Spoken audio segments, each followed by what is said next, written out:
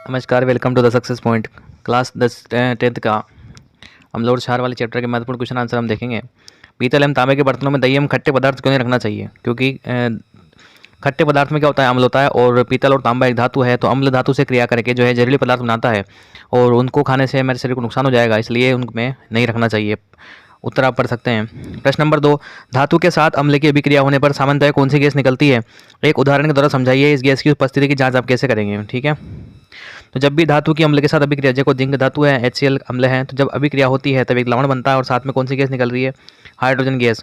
और hydrogen gas का परीक्षण, जब आप हाइड्रोजन गैस के पास में मोमबत्ती ले जाएंगे तो फट फट की ध्वनि आपको आएगी, इससे पता चल जाएगा कि इसमें से कौन सी गैस निकली है, हाइड्रोजन गैस में से निकली है। नेक्स्ट क्वेश्चन है, अम्ल का जलीय विलयन विद्युत का चलन करता है, क्यों करता है? तो अम्ल का जलीय विलयन विद्युत का चलन इसलिए करता है, हम जानते हैं कि अम्ल जो है वो जलीय विलयन में H+ आयन देता है। ठीक है, H+ आयन देता है, इसलिए वो धारा का प्रवाह चलन करता है, क्योंकि धारा के प्रवाह के लिए जरूरी क्या होता है? आयन जरूरी होते हैं। ठीक है, नेक्स्ट क्वेश्चन है, शुष्क हाइड्रोक्लोरिक गैस शुष्क लिटमस पत्र के रंग को क्यों नहीं बदलती? क्योंकि नाम से स्पष्ट है, जब गैस अम्ल कैसा है? शुष्क है ना। हाइड्रोक्लोरिक अम्ल होता है, परंतु ये गैस के फॉर्म में, और वो भी कैसा है? शुष्क है, यानी कि बिल्कुल पानी नहीं है। और हम जानते हैं कि अम्ल हमेशा पानी के साथ में ही आयन देता है। ठीक है, इसलिए यहाँ पर कोई अभिक्रिया नहीं होगी और लिटमस पेपर का जो रंग है वो भी नहीं बदलेगा। प्रश्न नंबर 4, अम्ल को तनुकृत करते समय आपको क्या सावधानी रखनी चाहिए? तो अम्ल को तनुकृत यानी कि पतला करते समय तो हमें हमेशा ध्यान रखना चाहिए कि अम्ल में कभी भी एक पानी नहीं मिलाना चाहिए। हमें पानी में अम्ल की 2-4 बूंदें डालकर लगातार उसको हिलाते हुए मिलाना चाहिए। अगर हम ऐसा नहीं करेंगे, ये जो अभिक्रिया होती है अत्यंत ऊष्माक्षेपी अभिक्रिया होती है, इसमें अत्यधिक ऊष्मा निकलती है। अगर हम एकदम से मिला देंगे तो उसमें अत्यधिक मात्रा में ऊष्मा निकलेगी, इससे पात्र फट सकता है, उछलकर जो है वो विलयन बाहर आ सकता है, हमें नुकसान हो सकता है। ठीक है, इसका उत्तर हो गया, आप वीडियो रोक करके उत्तर पढ़ सकते हैं। नेक्स्ट क्वेश्चन है, CaOCl2 यौगिक का प्रचलित नाम क्या है? तो बिल्कुल कैल्शियम ऑक्सीक्लोराइड इसको बोलते हैं, और इसका प्रचलित नाम है विरंजक चूर्ण, हम ब्लीचिंग पाउडर भी इसको कह देते हैं। ठीक है, उस पदार्थ का नाम बताइए जो क्लोरीन से क्रिया करके विरंजक चूर्ण बनाता है, यानी कि विरंजक चूर्ण बनाने की जो भी क्रिया है वो अपने को देखनी है। तो विरंजक चूर्ण बनाने के लिए आपको एक तो चाहिए ये बुझा हुआ चूना CaOH का होल ट्वाइस, कैल्शियम हाइड्रोक्साइड इसको कहते हैं, और एक चाहिए क्लोरीन गैस Cl2, वो क्या बन जाएगा? CaOCl2, जो कि हमने अभी हाल देखा ये विरंजक चूर्ण। ठीक है, और साथ में क्या बन जाएगा? जल भी इसमें बनता है, तो अभिक्रिया आपको याद रख लेनी है। नेक्स्ट क्वेश्चन, कठोर जल को मृदु करने के लिए किस सोडियम यौगिक का उपयोग किया जाता है? कठोर जल का मतलब ऐसा जल जिसमें साबुन झाग नहीं देता है। ठीक है, तो उसको मृदु करने के लिए हम किसका उपयोग करते हैं? डिटर्जेंट का उपयोग करते हैं, अपमार्जक का उपयोग करते हैं, धोने के सोडे का उपयोग करते हैं। तो ये सूत्र है सोडियम कार्बोनेट का Na2CO3, इसे धोने का सोडा भी कहते हैं, इसका उपयोग हम कर लेंगे तो साबुन झाग मतलब पानी में झाग बन जाएगा। Next question, sodium hydrogen carbonate के विलयन को गर्म करने पर क्या होगा? तो सोडियम हाइड्रोजन कार्बोनेट यानी कि इसको सोडियम बाइकार्बोनेट भी कहते हैं, इसको जब हम गर्म करेंगे, उष्मा देंगे, तो यह धोने के सोडे में रूपांतरित हो जाएगा। ये है खाने का सोडा, ठीक है, और ये है धोने का सोडा। तो जब खाने के सोडे को हम गर्म करेंगे तो धोने के सोडे में चेंज हो जाएगा, लेकिन ये पूर्ण रूप से धोने का नहीं है, क्योंकि धोने के सोडे में .10H2O भी होता है, यानी कि उसमें क्रिस्टलन का जल होना आवश्यक है। इसलिए अभी अधूरा धोने का सोडा है, परंतु ये बन जाएगा और साथ में जल बनेगा, और साथ में कौन सी गैस निकलेगी? Carbon dioxide. Next question, plaster of Paris की जल के साथ अभिक्रिया लिखी है। तो प्लास्टर ऑफ पेरिस का सूत्र होता है कैल्शियम सल्फेट .12H2O। ठीक है, आधा जल का अणु होता है, और जब इसकी 1.5 जल के अणु से क्रिया करवा देते हैं तो ये पूरा जल का अणु 2 बन जाता है। और ये किसका सूत्र है? जिप्सम का ये सूत्र है। जिप्सम को खुले में इसलिए प्लास्टर ऑफ पेरिस को खुले में नहीं रखते हैं, क्योंकि जल से क्रिया करके क्या बना लेता है? जिप्सम बना लेता है, इसलिए इसको भी नहीं रखते हैं। क्वेश्चन भी आप ध्यान रखना। नेक्स्ट क्वेश्चन है, कोई विलयन जो है लाल लिटमस को क्या कर देता है? नीला। ठीक है, इसका पीएच संभवतः क्या होगा? जब कोई विलयन लाल को नीला कर रहा है, इसका मतलब वो क्या है? क्षार है, डेफिनेटली वो क्या है? क्षार है। और क्षार का पीएच इसमें से कौन सा दिख रहा है आपको? 10 ही दिख रहा है, तो उत्तर क्या हो जाएगा? 10। कोई विलयन अंडे के पिसे हुए कवच से अभिक्रिया करके गैस उत्पन्न करता है जो चूने के पानी को दूधिया कर देती है। तो चूने को पानी को दूधिया करने वाली गैस निश्चित रूप से कार्बन डाइऑक्साइड ही हो सकती है। ठीक है, और वो विलयन कौन सा होता है? तो HCl। ये अंडे का कवच किसका बना होता है? कैल्शियम कार्बोनेट का बना होता है, जो कि HCl से जब क्रिया करता है तो CO2 गैस वहाँ पर निकल जाती है। ठीक है, उससे बुदबुदाहट उत्पन्न होती है, और वो गैस है वो चूने के पानी को दूधिया भी कर देती है। सॉरी, NaOH का 10 ml विलयन HCl के 8 ml विलयन से पूर्णतः उदासीन हो जाता है। यदि हम NaOH के उसी विलयन का 20 ml ले लें, तो जब आपने क्षार को डबल कर दिया तो अम्ल भी डबल हो जाएगा, यानी कितना हो जाएगा? 16 ml इसका आंसर हो जाएगा।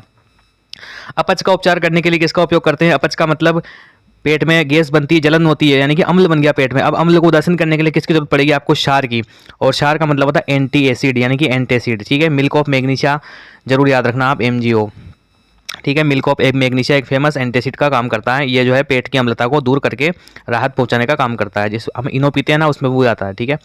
नेक्स्ट प्रश्न, एल्कोहल एवं ग्लूकोज जैसे यौगिकों में भी हाइड्रोजन होते हैं, लेकिन इनका वर्गीकरण अम्ल की तरह नहीं होता। एक क्रियाकलाप द्वारा समझाइए। तो ये क्रियाकलाप हम देख लेंगे, लैंग्वेज आप वीडियो रोक करके पढ़ लीजिएगा। और क्रियाकलाप कुछ इस प्रकार से हमें परीक्षण करना है कि भाई एल्कोहल जो है वो विद्युत का चलन नहीं कर रहा है, क्यों नहीं कर रहा है। तो हमने एक पात्र लिया, इसमें ये एल्कोहल डाल दिया इस जगह, ठीक है, और ये रबर का कोर्क लगा दिया एक, ठीक है, रबर का है। यहाँ 2 कीले लगा दिया आपने, और ये तार जोड़ दिया, और ये बैटरी लगा दी, और ये बल्ब लगा दिया। ठीक है।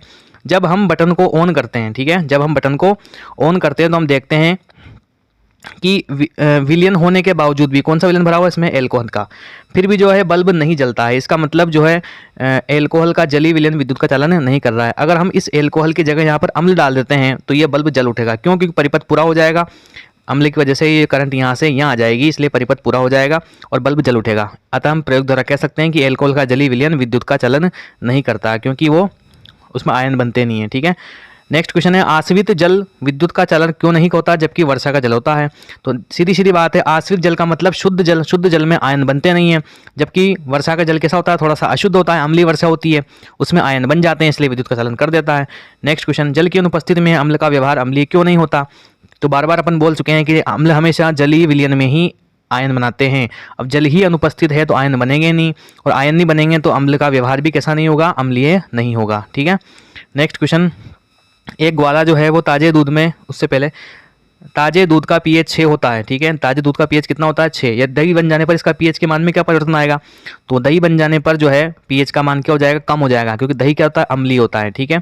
तो दूध से दही बनने की प्रक्रिया में लैक्टिक अम्ल का निर्माण हो जाता है, जिसके कारण इसका पीएच क्या हो जाता है, 6 से कम हो जाता है, क्योंकि अम्ल बनेगा तो पीएच डाउन हो जाएगा। ठीक है। नेक्स्ट क्वेश्चन, एक ग्वाला ताजे दूध में थोड़ा बेकिंग सोडा मिलाता है। ठीक है। क्यों मिला रहा है वो, क्योंकि बेकिंग सोडे की प्रकृति कैसी है, क्षारीय है। अब दूध में अगर सोडा मिला देगा तो जो उसका पीएच है उछल के आगे बढ़ जाएगा। जैसे मान लो अगर दूध का पीएच 6 है, अब सोडा मिला देगा तो उसका पीएच लगभग 8, 9, 10 के आसपास पहुंच जाएगा। अब दूध को फटने में ज़्यादा समय लगेगा। अगर मान लो उसका पीएच 6 ही होता तो उसको फटने में 5, 4 फट जाता दूध। ठीक है। अब 9, 10 हो गया तो 9 से 8 आएगा, 8 से 7 आएगा, 7 से 6 पे आएगा, 6 से 5 पे, तो उसको फटने में समय ज़्यादा लगेगा। इसलिए जो है जो दूध वाले होते हैं वो सोडा मिला देते हैं उसमें। ठीक है। नेक्स्ट क्वेश्चन है, प्लास्टर ऑफ पेरिस को आर्द्र रोधी बर्तन में क्यों रखा जाना चाहिए। तो ये मैं पहले बता चुका हूँ, क्योंकि प्लास्टर ऑफ पेरिस जो है वो आर्द्रता की उपस्थिति में जल को अवशोषित करके ठोस पदार्थ जिप्सम बना लेता है। यानी कि वातावरण में उपस्थित जल से क्रिया करके क्या बना लेगा, वो जिप्सम बना लेगा। इसलिए उसको आर्द्र रोधी बर्तन में, यानी कि उसमें नमी वगैरह, वायु वगैरह नहीं लगे, ऐसे बर्तन में उसको रखना चाहिए। अभी क्रिया आप देख सकते हैं जिप्सम बनने की, पहले भी देख चुके हैं। नेक्स्ट क्वेश्चन है, उदासीनीकरण की अभिक्रिया किसे कहते हैं। जब अम्ल और क्षार आपस में जब क्रिया करते हैं तो लवण और जल बनता है, इसको उदासीनीकरण की अभिक्रिया हम कहते हैं। और इसकी फेमस अभिक्रिया है NaOH वाली। सोडियम, ये क्षार मिलाया अपन ने NaOH, सोडियम हाइड्रोक्साइड और HCl अम्ल मिलाया, क्या बन गया, नमक बन गया, और साथ में क्या बन जाएगा, जल बन जाएगा। ठीक है। धोने का सोडा एवं बेकिंग सोडे के दो उपयोग लिखने हैं। धोने का सोडा हम जानते हैं सोडियम कार्बोनेट बोलते हैं, और इसका उपयोग कांच, साबुन, कागज उद्योग में होता है। और सोडियम कार्बोनेट का उपयोग जो घरों में साफ सफाई करने के लिए होता है, क्योंकि धोने का सोडा है तो साफ सफाई में जरूर होगा। बेकिंग सोडा खाने वाला सोडा होता है, इसका उपयोग जो है बेकिंग सोडा टार्ट्रिक अम्ल का मिश्रण है, और इसका उपयोग अग्निशामक, सोडा अम्ल अग्निशामक भी करते हैं, खस्ता पकौड़े बनाने में उसमें भी डालते हैं इसको। ठीक है। बहुत सारे इसके उपयोग हैं। ठीक है। नेक्स्ट क्वेश्चन है, अम्ल और क्षार में अंतर भी आपको ध्यान रखना है बिल्कुल। अम्ल स्वाद में खट्टे होते हैं, क्षार स्वाद में कड़वे या तीखे होते हैं, जलन उत्पन्न करने वाले होते हैं। अम्ल जो नीले लिटमस को लाल कर देते हैं, आपको ट्रिक याद रखनी है, अनील। अब ऐसे अम्ल नी से नीला और नीले को ल से लाल, अनिल है ना। ठीक है। अम्ल क्या कर देगा, नीले को लाल कर देगा, और क्षार क्या कर देगा, नीले को लाल को नीला कर देगा। ठीक है। और इसका पीएच हमेशा 7 से कम, इसका पीएच 7 से ज़्यादा होता है। और अम्ल जलीय विलयन में H+ आयन देते हैं, और ये जलीय विलयन में कौन सा आयन देते हैं, OH- आयन देते हैं। इस प्रकार से जितने भी मोस्ट क्वेश्चन थे हमने देख लिया। आशा करता हूँ वीडियो आपको पसंद आया होगा। मिलते हैं नेक्स्ट वीडियो में। धन्यवाद।